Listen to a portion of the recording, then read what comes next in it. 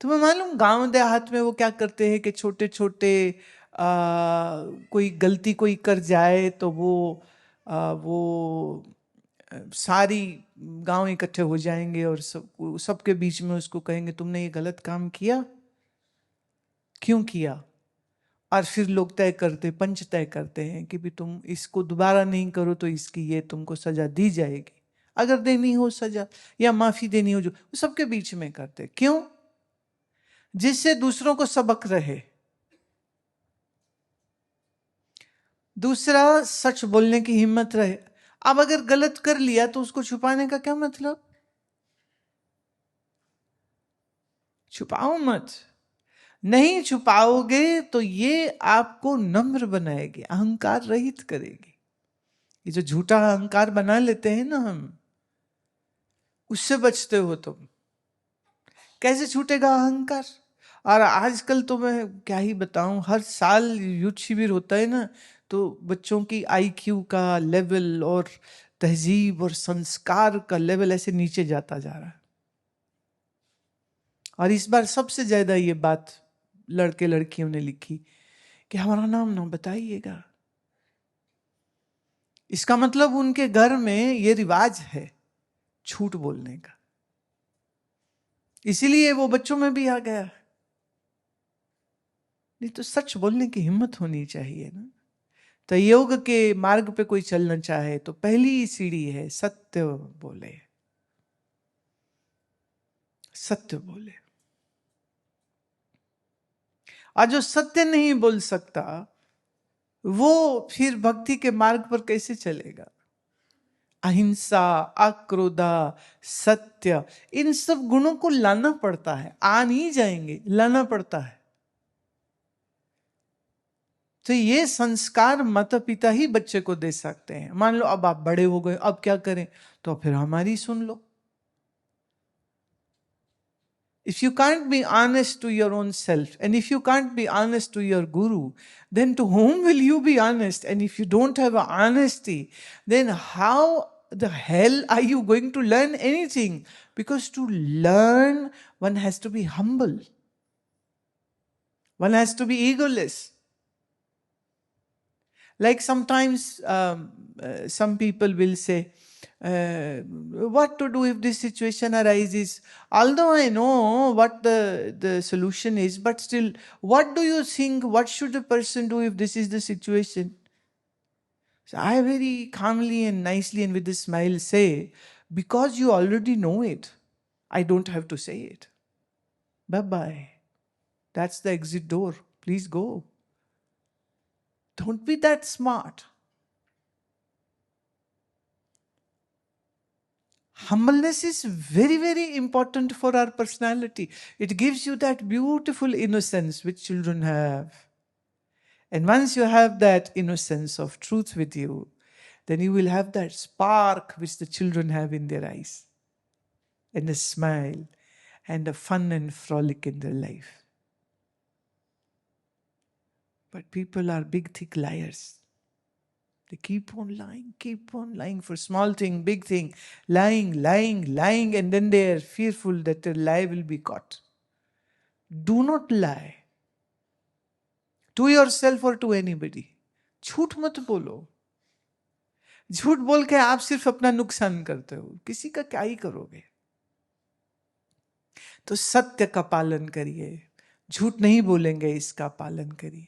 दया तुम्हारे जीवन में होनी चाहिए, क्षमा होनी चाहिए। कोई आपको तकलीफ दे दे, कोई आपको कष्ट दे दे, तो आप उसको क्षमा कर सको। बहुत बड़ी बात होती किसी को क्षमा करना, और बहुत सुंदर बात होती है ये। क्योंकि जैसे तुमसे कोई गलती हो जाए तो तुम चाहोगे ना तुम्हें माफी मिल जाए, कि नहीं चाहोगे? तो जैसे तुमको माफी जरूरी लगती है, ऐसे सामने वाले को भी लग रही। हो गई उससे गलती। मैं आपको बताऊं, पूज्य स्वामी अखंडानंद जी से ये बात मैंने सुनी थी कि एक आश्रम में वहां के एक कर्मचारी ने चोरी कर ली, पकड़ा गया। तो सब लोग, सब ट्रस्टी और आश्रम के लोग बड़े नाराज हुए और सब कहीं इसको यहाँ से बाहर निकाल दो, इसने आश्रम में चोरी करी, इसने आश्रम में चोरी करी। तो वो स्वामी जी कहते हैं देखो इसको आप यहाँ से मत भेजो, ये इससे कोई जो भी गलती हुई है पर इसको यहाँ से मत निकालो। और उन्होंने अपना थैला उठाया और कहते मैं ही जा रहा हूँ आश्रम छोड़ के। बोले महाराज ये तो आपका आश्रम है, आप कहाँ जा रहे हो? कहते ना, मेरा अगर यह आश्रम है तो इसका अधिकार मेरे पास होना चाहिए ना, कौन यहां रहेगा कौन नहीं रहेगा। तुम क्यों दादा बन रहे हो? तुम क्यों? और आश्रम के प्रमुख होने के नाते ये मेरी जिम्मेदारी थी कि मैं इसको सत्य का मार्ग दिखाता, अहिंसा अचोरी का मार्ग दिखाता, और मैं इसको मार्ग नहीं दिखा पाया तो इसमें दोष मेरा हुआ कि इसका? और इसकी गरीबी थी, इसकी मजबूरी थी, इसने सामान चुरा लिया, तो ये देखना हमारा फर्ज था ना कि हमारे कर्मचारी किसी मजबूरी किसी तकलीफ में न रहें। तो मैं ही निकलता हूं इस आश्रम से। अब तो सबको तो ऐसा झटका लगा, सब कहने लगे नहीं क्षमा करें गुरुदेव क्षमा करें। बोले कोई इसको यहां से निकालने की बात ना करे। अब वो तो रोए, जिसने चोरी करी थी वो तो रोए कि गलती मेरी, और महाराज खुद ही आश्रम छोड़ के जा रहे। कह रहे जब हमने घर छोड़ा था तो इसलिए नहीं कि किसी आश्रम के मालिक बन के हम बैठ जाए, नहीं कोई जरूरी नहीं है। और इस मलकियत की वजह से हम बैठ करके ये सब ड्रामा देखें, हमें नहीं कोई जरूरत देखने की, तो हम ही निकल जाएंगे यहां से। ये तो घर से बड़ी गृहस्थी हो गई ना, इसने ये गलती करी इसको दंड दो, अब ये करो। अरे यहाँ प्रेम प्यार का सौदा है, श्रद्धा प्रेम भक्ति से आओ, ज्ञान सुनो, सत्संग सुनो, जीवन का लाभ लो। आश्रम तो इसीलिए है ना कि किसी को दंड देने के लिए। तो मुझे नहीं देना दंड किसी को, और ये मेरा आश्रम है नहीं, हमने तो अपना माना नहीं, तुम जबरदस्ती हमारा बनवा रहे हो। नहीं, हमको नहीं रहना यहां पर। उल्टी कहानी हो गई, सारे लोग उस चोर से क्षमा, जिसने चोरी की थी उससे क्षमा मांगने लगे कि भाई हमको गलती हो गई। ये आश्रम गुरुदेव का है, और गुरुदेव कह रहे हैं आश्रम ईश्वर का है, इसलिए जितना हमारा है उतना तुम्हारा है। और तुमने जो लिया सामान तो कोई बात नहीं, किसी को कोई नाराजगी नहीं, कोई तुमसे बदतमीजी नहीं करेगा, कोई तुमको चोर नहीं कहेगा। हमने कहा हम उसकी क्षमा मांगते। सारे लोग उससे क्षमा मांगने लगे, और जिसने चोरी की थी वो तो और धाड़े मार मार रोए कि ये हो क्या रहा है। गुरु महाराज आश्रम छोड़ने को तैयार है, ट्रस्टी हाथ बांध के माफिया मांग रहे, सब लोग कह रहे नहीं गलती हमारी जबकि गलती मेरी। अब वो उनके चरणों में गिरे सबके बारी बारी कि आप हमें माफ कर दीजिए, हमने बड़ी भूल कर दी। तो बोले तेरा मेरा मत करो, लड़ो मत, चित्त की वृत्ति को खराब मत करो। दैवी संपदा किसको कहते हैं? जहां हम अपने मन की शांति को, राग द्वेष रहितता को, एकाग्रता को बनाए रखना चाह रहे हैं, और हम उसको बिगड़ने नहीं देना चाह रहे। यह है सत्वगुण। और तमोगुण क्या है? हम खुद भी क्रोध में जल रहे हैं, दूसरों को भी गाली गलौज कर रहे हैं, हम खुद भी ईर्षा द्वेष कर रहे हैं, हम दूसरों के ऊपर भी अपनी वो ईर्षा द्वेष की उल्टियां किए चले जा रहे हैं। इसी को आसुरी होना कहते हैं।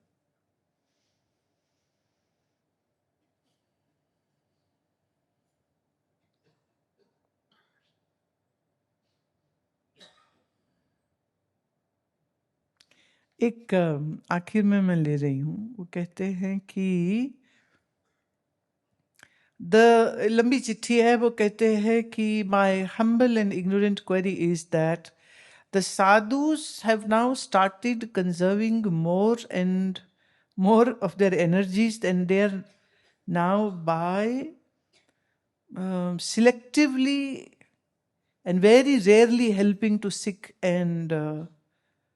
people like us.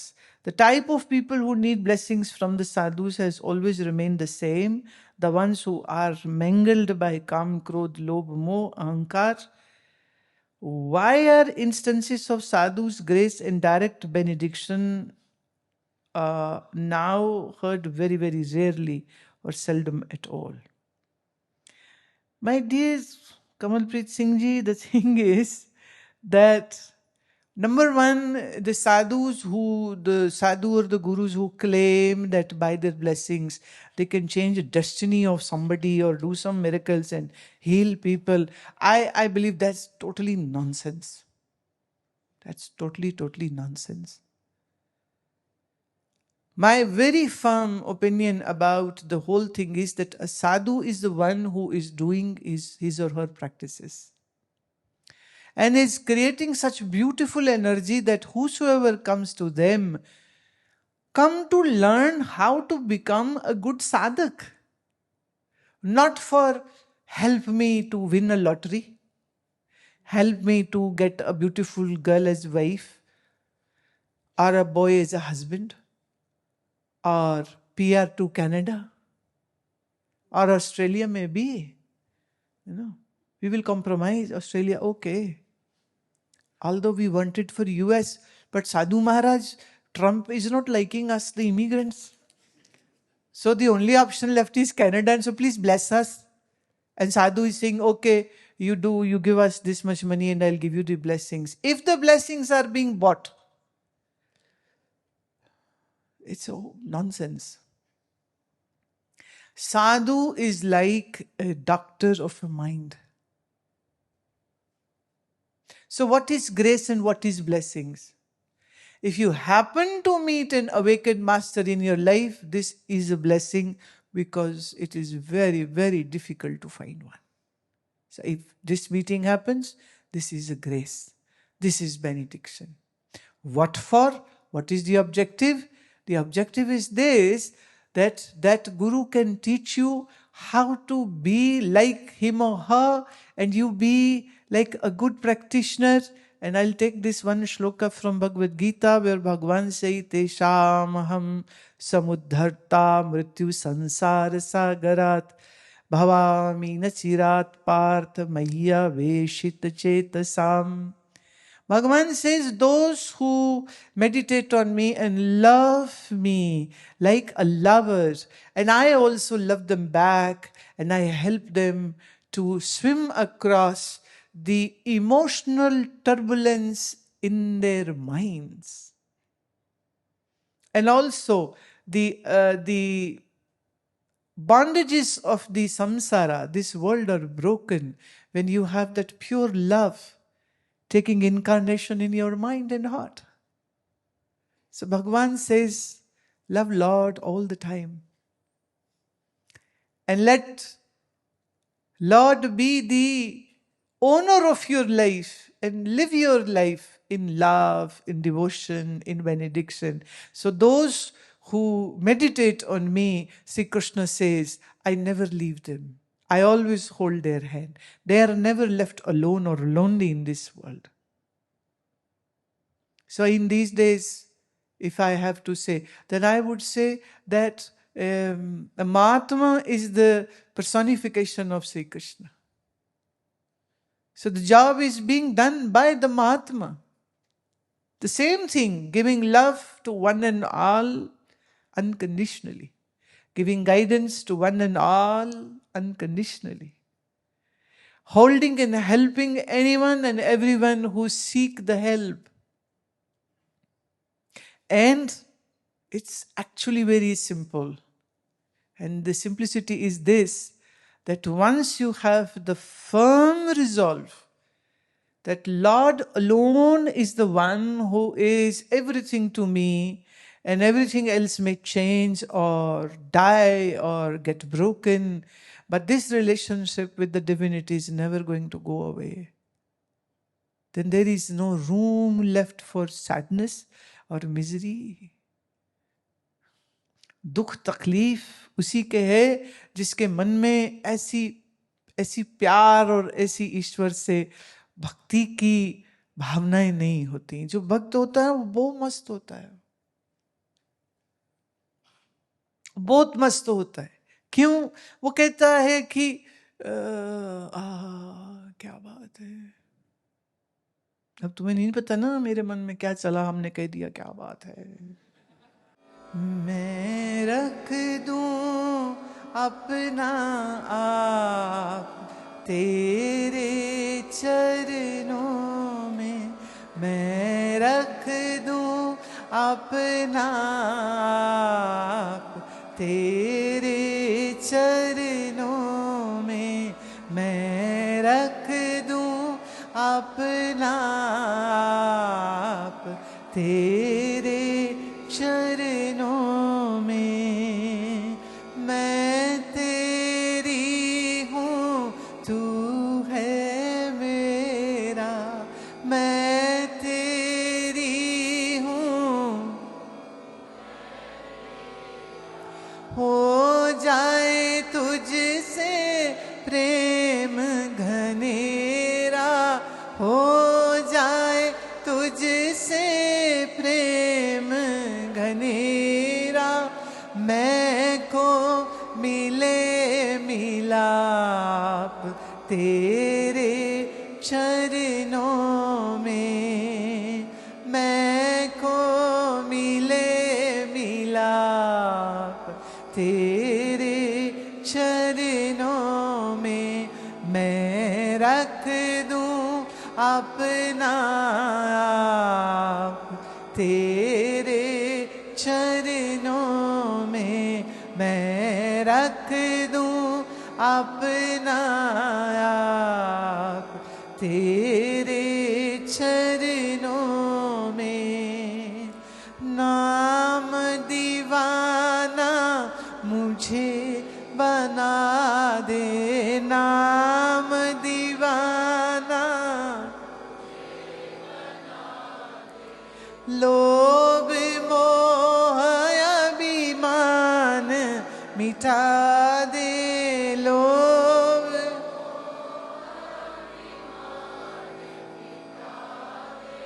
नष्ट हो पुण्य और पाप तेरे चरणों में। नष्ट हो पुण्य और पाप तेरे चरणों में मैं रख दूं अपना आप। तेरे चरणों में मैं रख दूं अपना आप। तेरे चरणों में आपा भाव मिटे सब मेरा, आपा भाव मिटे सब मेरा। तन मन सब हो जाए तेरा, तन मन सब हो जाए। मिटे शोक संताप तेरे चरणों में। मिटे शोक संताप तेरे चरणों में मैं रख दूं अपना आप। तेरे चरणों में मैं रख दूं अपना आप। तेरे चरणों में मैं रख दूं अपना आप।